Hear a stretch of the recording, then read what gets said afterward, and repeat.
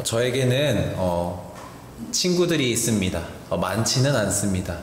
제가 원래는 사람을 정말 좋아하다 보니까 대인관계가 좀 넓었는데 어느 순간 이렇게 조금 얕고 넓은 대인관계보다는 조금 좁더라도 깊은 대인관계를 선호하다 보니 친구들이 물론 만나면 인사도 잘하고 반갑게 지내지만 정기적으로 주기적으로 연락도 하고 만나는 친구들은 많이 줄어든 것 같습니다. 그 가운데 친하게 지내는 남자 친구들이 몇 명 있습니다. 이 친구들하고는 워낙 어릴 때부터 친하다 보니까 특히 게임을 하면서 많이 친해졌던 것 같습니다. 근데 그 친구 중에 제가 좀 부러워하기도 하고 한때는 잠깐 시기 질투를 하기도 했던 그런 친구가 있습니다.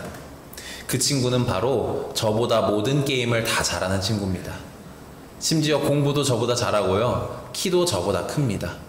얼굴은 제가 좀 더 나은 것 같은데 그거 빼고는 제가 다 밀리는 것 같은 그런 친구입니다. 근데 이 친구 덕분에 항상 즐거운 시간이 많았습니다. 친구들하고 같이 게임을 하다 보면 제가 게임을 지거나 어려운 상황이 있을 때가 있지 않습니까? 내가 하고 있는 챔피언으로 상대방을 죽여야 하는데 막 그러지 못해서 답답해하고 있을 때 옆에서 친구가 도와줍니다.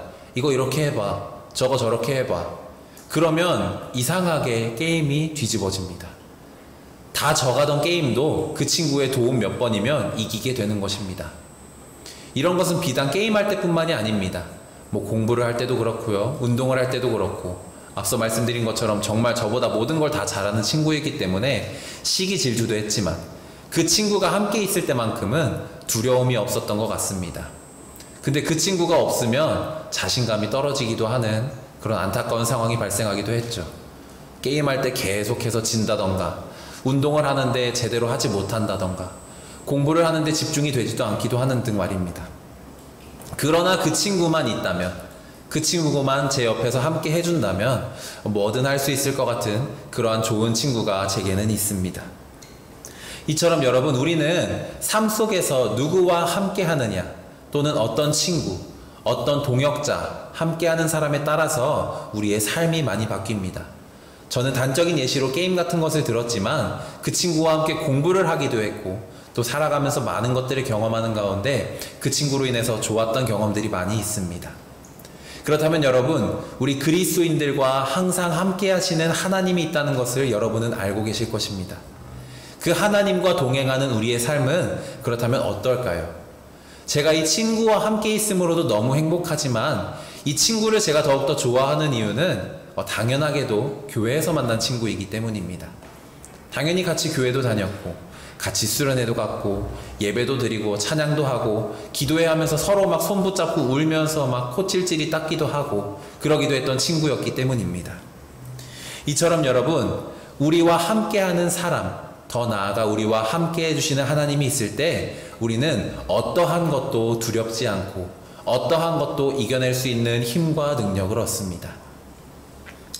오늘 본문인 시편 3절은 다윗이 압살롬으로부터 쫓길 때에 지었던 시입니다. 시편 150편까지가 있는 것 중에 간단하게 설명을 드리면, 시편은 여러분 1편과 2편에서는 시편의 전체에 대한 줄거리가 나오고요, 시편 3편에서는 다윗의 이야기가 나옵니다. 1편과 2편은 전체의 서론이라고 봐주시면 될 것 같고, 3편은 150편 전체의 본론입니다. 그 가운데 다윗은 오늘 자신이 지은 죄로 인해서 압살롬으로부터, 자신의 아들인 압살롬으로부터 쫓기는 상황 가운데 있는 것입니다. 근데 이 다윗의 고백이 심상치 않습니다. 바로 두렵지 않다는 고백입니다. 왜 이런 고백을 다윗이 할 수 있었을까요?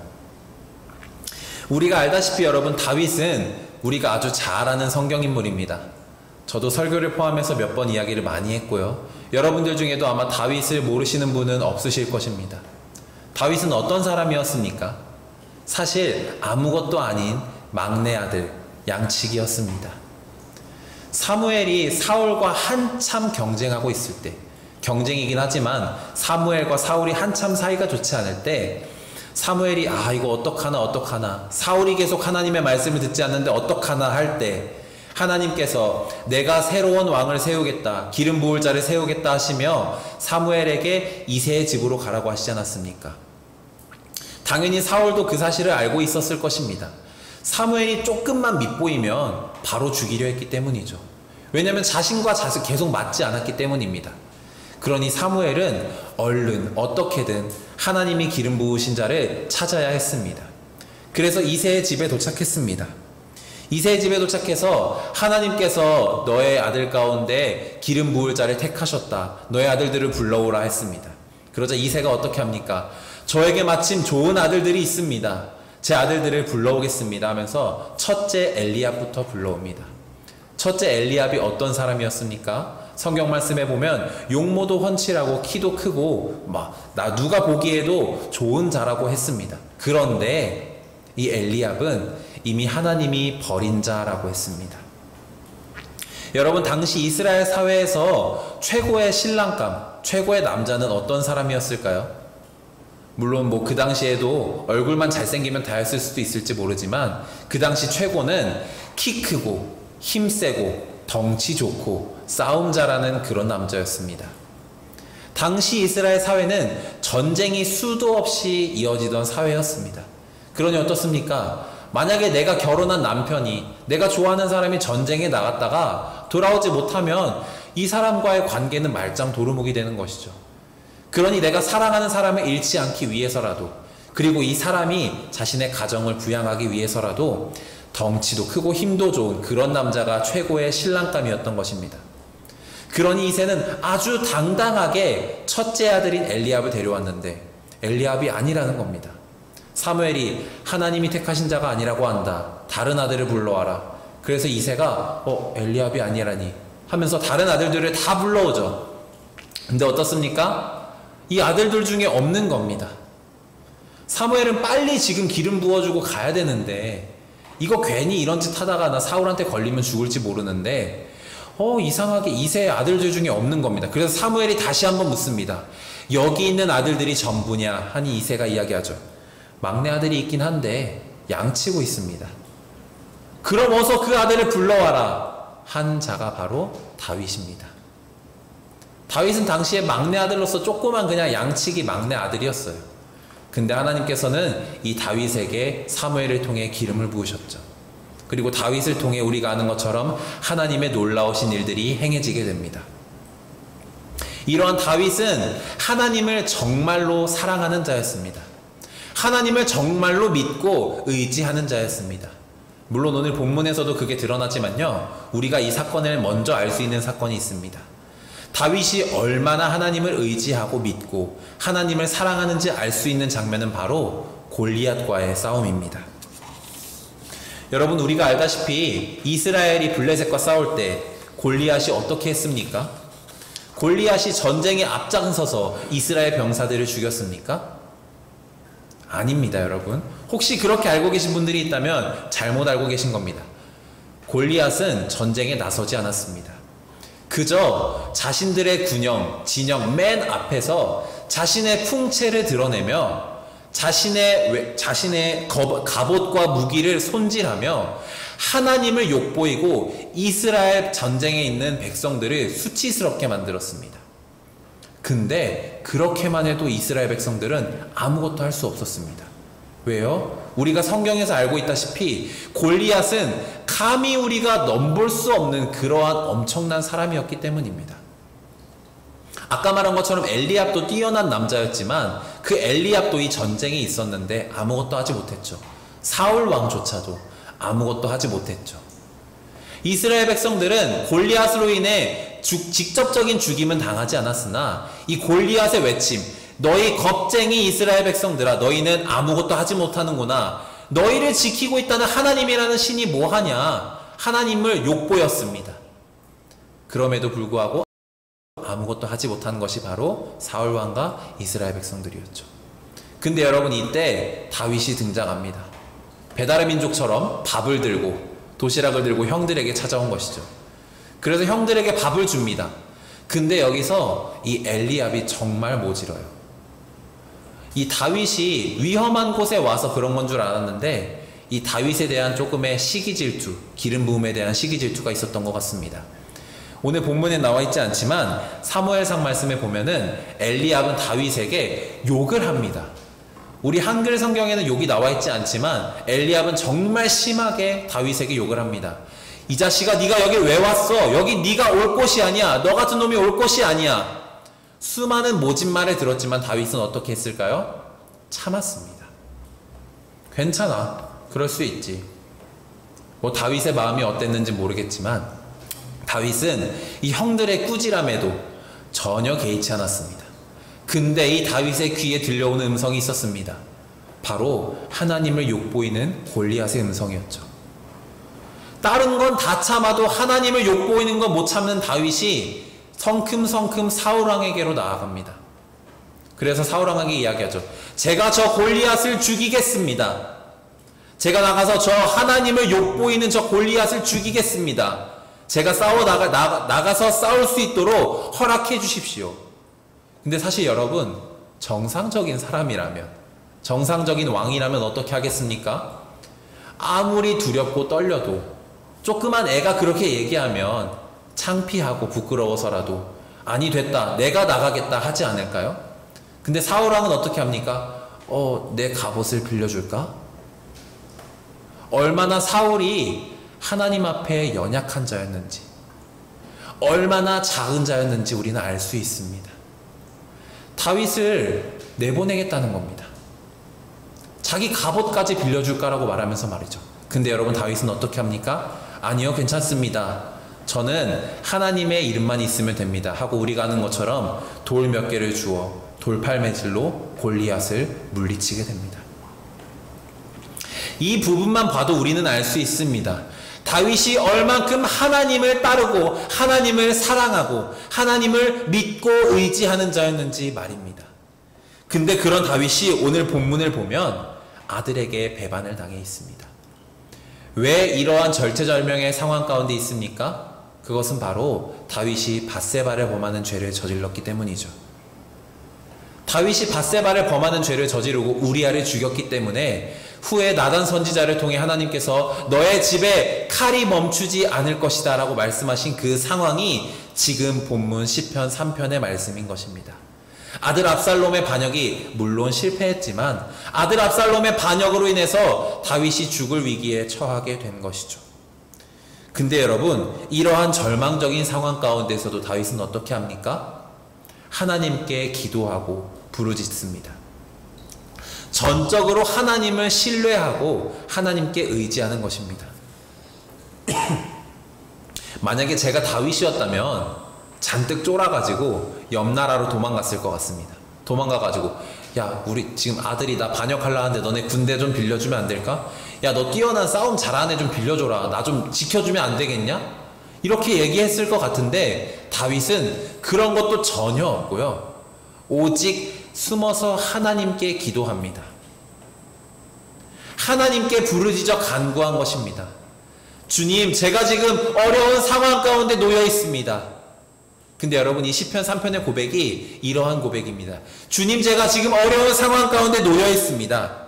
그러나 주님, 제가 알고 있습니다. 이 상황이 저의 죄로 인해 비롯된 것임을 말입니다. 그러니 주님, 저는 잠잠히 하나님을 의지하고 신뢰하며 제게 자비를 주실 하나님을 구합니다. 하나님, 저를 용서하여 주시고 다시금 저를 하나님의 자녀로 세워주시옵소서. 하나님의 자비를 구합니다. 저는 이 어렵고 절체절명의 상황에서도 두려움을 느끼는 것이 아니라 오직 하나님을 믿고 의지하고 신뢰함으로 나의 방패이신 하나님과 함께 나아가겠습니다. 주님, 나와 함께하여 주시옵소서. 이렇게 고백하는 것이 바로 오늘 본문에 있는 다윗의 고백인 것입니다. 다윗의 믿음이 전적으로 드러나는 것이 보면 3절 말씀의 방패에 관련된 고백입니다. 이 부분은 우리 말씀에는 방패라고 나와 있는데요. 이걸 영어 성경인 NIV 성경에 보면 shield around me 라고 나와 있습니다. 방패인데 어떤 방패? shield인데 어떤 shield입니까? around me, 나를 두르고 있는 방패라는 것입니다. 여러분, 우리가 아는 방패는 어떻습니까? 방패를 들고 있으면 딱 그 면만 막을 수 있습니다. 앞을 향해 방패를 들고 있으면 어떻게 됩니까? 옆이나 뒤에서 찌르면 죽죠. 옆을 향해 들고 있으면 앞이나 뒤에서 찌르면 죽죠. 그러나 이 방패 되시는 하나님은 나를 둘러싸고 계시는 그러한 하나님이라는 것입니다. 어떠한 공격이 어느 곳에서 올지라도 하나님이 나의 방패 되실 때는 내가 어떠한 두려움도 느끼지 않는, 어떠한 죽음도 겪지 않는 그러한 상황 가운데 놓여 있다는 것을 믿음으로 고백하고 있는 것이 바로 오늘 본문의 다윗의 고백입니다. 이 다윗의 고백으로 인해서 이 다윗의 고백은 우리가 삶 가운데 정말 본받아야 할 모습입니다. 물론 이 다윗의 고백을 보고 어떤 사람들은 이렇게 하기도 합니다.